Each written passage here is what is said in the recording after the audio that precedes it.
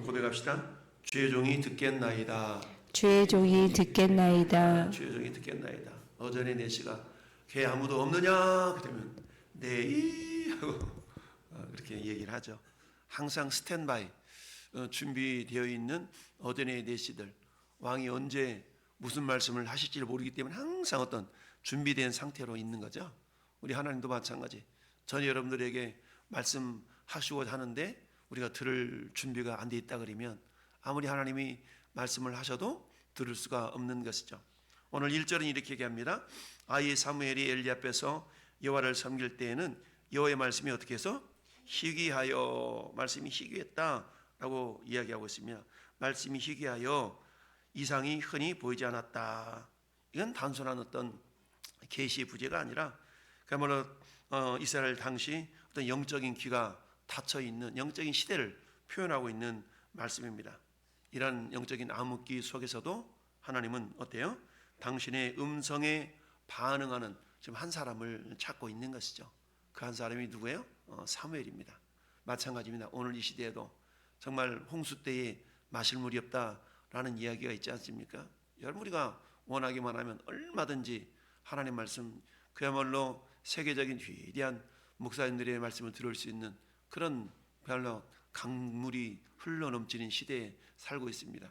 유튜브 채널만 돌리면 CTS, CBS, CT, 뭐 별의별 기독교 방송도 넘쳐나는 시대지 않습니까? 이런 시대에 정작 우리가 귀를 기울여서 그 말씀을 내 생명으로 삼고 살아가려고 하는 그런 사람들은 오히려 더 적어지는 그런 시대가 아닌가 생각을 해 봅니다. 이처럼 주의 종이 듣겠나이다 라는 이 고백은 한마디로 말하면 전적인 하나님을 향한 신뢰 또는 의탁, 이렇게 우리가 해석해 볼 수가 있는데요. 주의 종이 듣겠나이다 라는 말씀의 제목을 통해 우리가 몇 가지만 묵상해 본다 그러면요, 첫 번째 따라합시다. 하나님의 말씀을 사모해야 합니다. 그죠? 말씀을 사모해야 된다는 얘기예요. 사모. 내 진정 사모하는 진구가 되신 사모. 여러분 왜 그러잖아요. 남녀 청춘이 연애할 때 참 사모가 되어지면, 제가 저 뒤에 우리 마누라하고 연애할 때 정말 제가 익산에서 직장생활을 하고 제 양반은 저기 서산에서 직장생활을 할 때가 있었어요. 그럼 어때 주말에만 만나고 싶은데 토요일날 다 일 끝나면 저 익산에서 군산까지, 익산 터미널까지 버스 타고 또 시외버스 타고 군산 가서, 군산에서 도선장까지 택시 타고 가서 도선장에서 금강 건너가서 장항역 가가지고 장항역에서 열차 타고 홍성까지 가서 이렇게 데이트했던 적이 있었어요. 그때는 그 금강대교가 이렇게 개통이 돼 가지고 배를 타고 건너갔었거든요. 그래서 장항역까지 이렇게, 지금 군산까지 열차가 다 개통이 돼 있는데 그런 시대가 있었습니다. 왜 그냥 사모하니까 보고 싶어가지고 그렇게 내달렸던, 근데 그게 그렇게 멀게 느껴지지 않았던 시대가 있었거든요. 근데 오늘날은 어떻습니까? 참 예배당이 가까이 있어도 이렇게 찾아보기가 힘든 그런 시대에 뭐가 그렇게 바쁜지, 그렇잖아요. 너무너무 바빠. 우리가 바쁘게 한 주인의 말을 들어야 되는데, 내가 그런 얘기 했지 않습니까? 어느 저택에 잔치가 벌어졌어. 그래가지고 아주 유명한 요리사를 불러가지고 탁 이제 주인이 이번 타임에는 요걸 내오고, 요번 타임에 요걸 내오고, 막 이렇게 이제 지시를 딱 해가지고 이제 이렇게 지시사항을 적어서 주방에다 갖다 줬어요. 근데 가만히 보니까 주인이 원하는 대로 메뉴가 안 나오는 거야. 그리고 주방을 찾아가지고 주방장 불렀더니 주방장이 듣지도 않고, 조용히 했어요. 나 지금 바쁘거든요. 조용히 해서 나 지금 바쁘거든요. 막 이렇게 반응을 보이는 겁니다.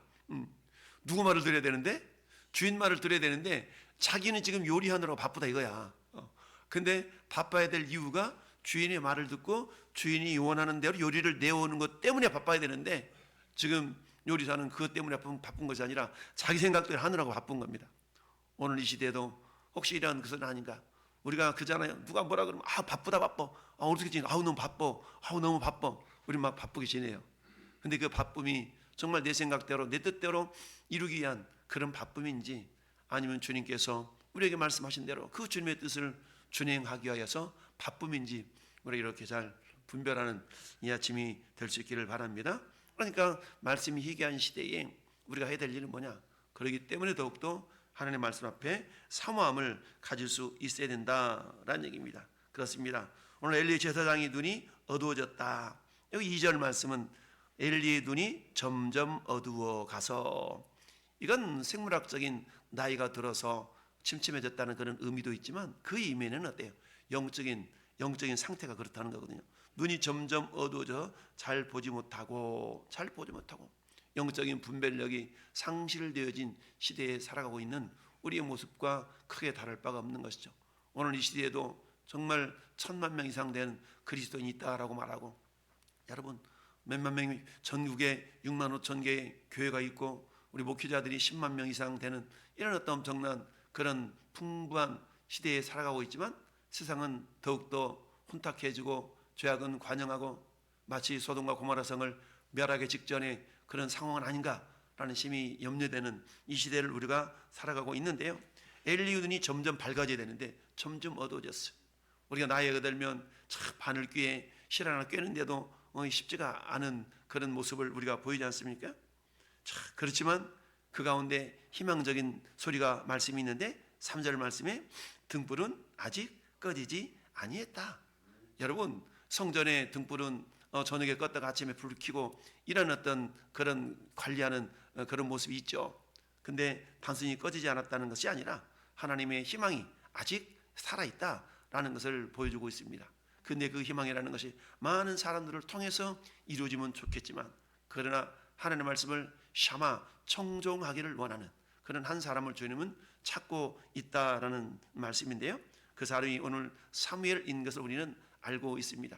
여러분 아모스라는 성경 저 뒤에 가면 나오죠. 아모스라는 성경이 있습니다. 아모스라는 성경, 아모스 선지자가 북쪽 이스라엘을 향해서 메시지를 던졌던 그 북쪽 이스라엘의 시대는 어떤 시대냐? 여로보암 2세 때 하나님 엄청난 부흥을 주셨던 그런 시대거든요. 여러분 경제적으로는 정치적으로는 굉장한 부흥의 시대를 갈구했던, 그리고 누렸던 그 여로보암 2세 때의 주전 750년경의 상황. 그런데 종교적으로 정치적으로 사회적으로 굉장한 타락한 그런 시대에 있었습니다. 그러다 보니까 하나님께서는 아모스 선지자를 통해서 아모스 8장 11절에 이렇게 말씀을 하십니다. 주 여호와의 말씀이니라. 보라 날이 이를지라 내가 기근을 땅에 보내리니 양식이 없어서 주림이 아니요 물이 없어서 갈함이 아니요 여호와의 말씀을 듣지 못한 기갈이라 라고 말씀합니다. 여러분 오늘날 정말 흉년 들고 비가 내리지 않고 이런 가운데 기갈이 문제가 아니라 그것보다 더 큰 문제는 하나님의 말씀을 듣지 않는 기갈이다 라고 말씀합니다. 말세가 되면 어때요? 자기에게 유익할 스승을 많이 둔다라고 사도 바울은 디모데 전후서를 통해서 우리에게 말씀하고 있는데요. 어쩌든 그런 상황에도 불구하고 우리가 해야 될 일은 뭐냐? 하나님의 말씀에 대한 사모함이 있어야 될 줄로 믿습니다. 그 말씀은 뭡니까?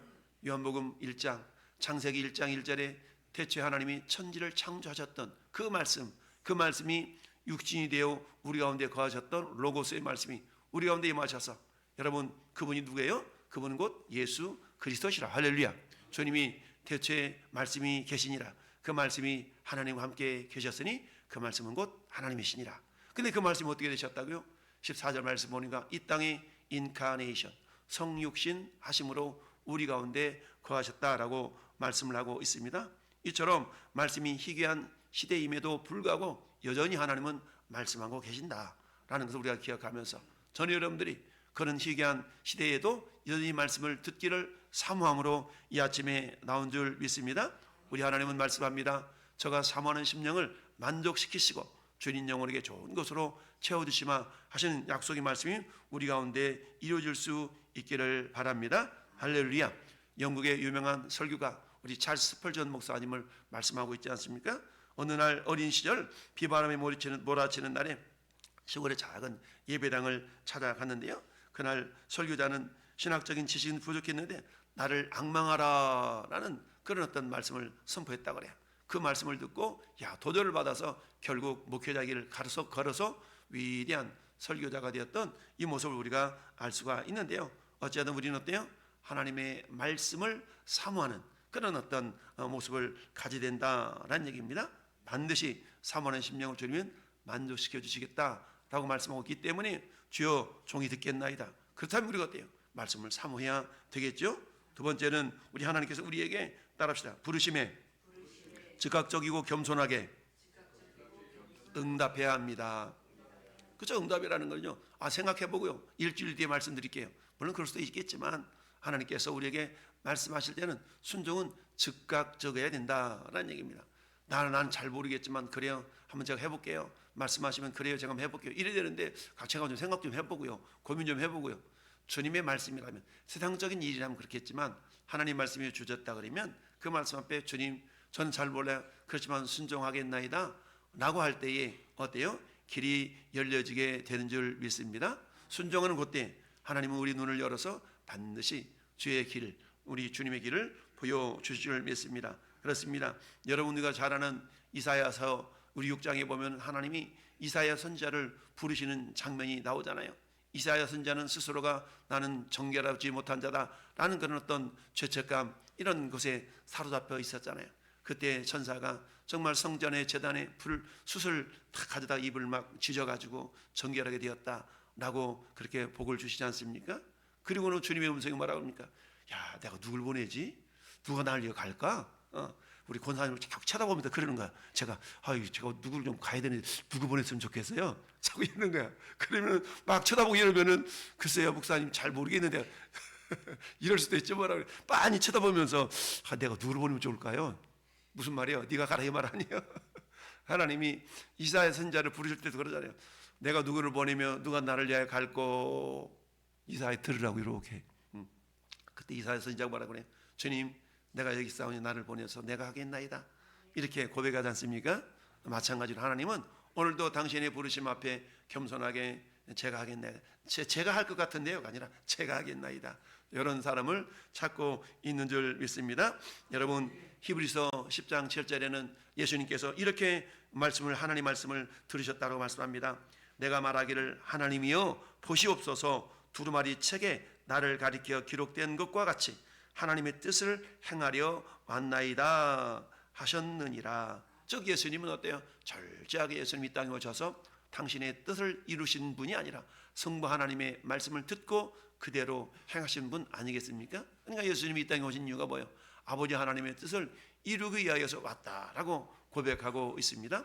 마찬가지로 저는 여러분들도 이 땅 살아가는 날들 동안에 물론 내 계획과 내 뜻을 세워서 우리가 살아가고 있지만 그러나 내 계획과 내 뜻은 항상 말씀의 기초 아래 말씀의 기준에 벗어나지 않는 그런 뜻과 계획이어야 된다라는 이야기입니다. 그렇습니다. 하나님은 지금 사무엘을 몇 번 불렀어요? 네 번이나 불렀어요. 네 번 불렀어. 근데 세 번까지는 모르잖아요. 그때서야 세 번째 비로소 엘리 제사장이 하나님 부른가 보다. 야 이번에 부르면 주의 종이 듣겠나이다라 그리 대답해. 알았지? 그러니까 이 엘리의 눈이 점점 어두워져 갔기 때문에 사무엘이 왔을 때 하나님 부르시나 보네 이렇게 즉각적으로 깨닫지 못했다는 것이죠. 그래도 어때요? 세 번 듣고 이제야 하나님 너를 부른가 보다 라고 깨닫고 사무엘에게 말하고 했어요. 야 이번에 부르시거들랑 주의 종이 듣겠나이다 말씀하옵소서 라고 해라 라고 여전히 누웠더니 하나님의 음성이 들려집니다. 사무엘아 사무엘아. 할렐루야. 우리에게 이런 하나님 음성이 들려주면 좋겠죠. 그래요. 이런 음성이 들려주면 좋겠지만 하나님 이미 기록되어진 말씀을 통해서 우리에게 깨닫게 주시는 줄 믿습니다. 그래 기록된 말씀을 보통 우리가 로고스라고 말하죠. 로고스의 말씀 우리는 먹는 겁니다. 먹는 가운데 그 말씀이 내 심령 가운데 깨달아질 때 그 말씀을 보통 레마라고 얘기를 하죠. 그래서 로고스의 말씀으로 아멘하고 받았더니 요한복음 6장 63절의 말씀처럼 저는 살리는 것은 영이니 육은 무익하니라. 내가 너에게 이르는 말씀은 곧 영이요 생명이라. 내가 너에게 이르는 그 말씀 할 때 그 말씀이 레마거든요. 즉 우리 하나님의 말씀 우리는 로고스로 기록된 말씀을 내 마음속에 아멘으로 받아서 잘 소화시켜서 그걸 행할 때 그게 레마의 능력으로 나타나서 그것이 나를 살리는 말씀이 되는 줄 믿습니다. 말씀은 지식, 알므로 들어와서 삶으로 실천될 때 그것이 비록 나를 살리는 생명의 역사가 나타나게 됩니다. 이처럼 하나님의 부르심 앞에 즉각적으로 응답하여서 오늘 사무엘 부르니까 주의 종이 듣겠나이다 라고 즉각적으로 반응을 보이는 것을 보게 됩니다. 주님 말씀 우리가 왜 들어요? 설교를 왜 듣습니까? 은혜 받았어요 라고 그친다면 그것은 절반밖에 안 되죠. 주님 말씀하셨다면 이제 내가 순종해야 되겠나이다. 내가 오늘 어떻게 저 말씀을 순종하며 살아갈까? 어떻게 저 말씀을 내 삶 속에 적용하며 살아갈까? 이건 우리의 몫인 것이죠. 성령이 깨닫게 하시는 대로 그래 내가 오늘 말씀 가운데 내가 어떻게 저 말씀을 순종하지? 라고 우리가 오늘 한날에 고민하는 그런 시간이 될 수 있기를 바랍니다. 이처럼 하나님께서 주의 종이 듣겠나이다 라는 즉각적인 응답과 순종의 자세가 저와 여러분의 자세가 될 수 있기를 바랍니다.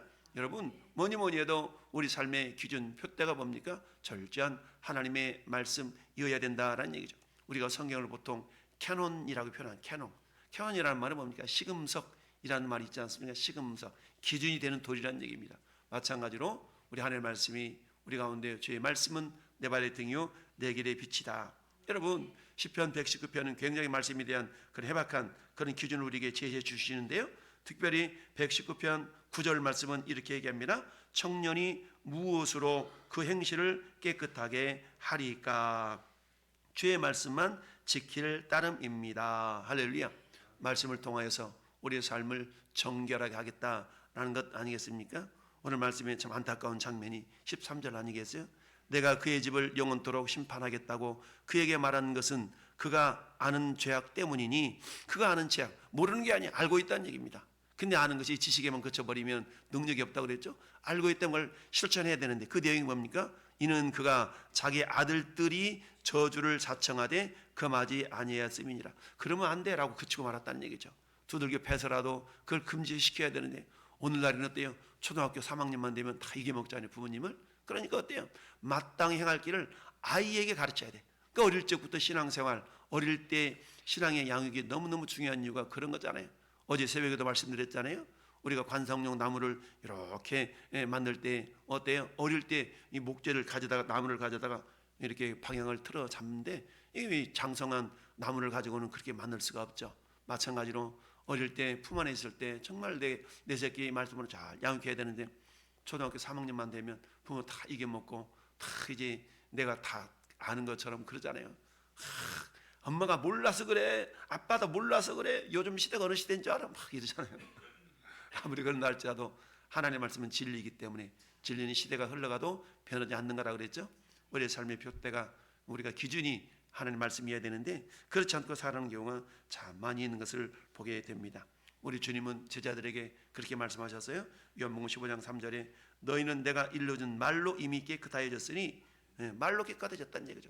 우리 하나님의 말씀이 우리를 정결하게 한다는 사실을 기억하면서 오늘 하나님의 말씀, 주여 주의 종이 듣겠나이다, 주의 종이 듣겠나이다. 오늘 주님께서 무슨 말씀을 하시든지 내가 그 말씀을 순종하려고 우리가 몸부림칠 때 성령의 능력을 경험하게 될 줄로 믿습니다.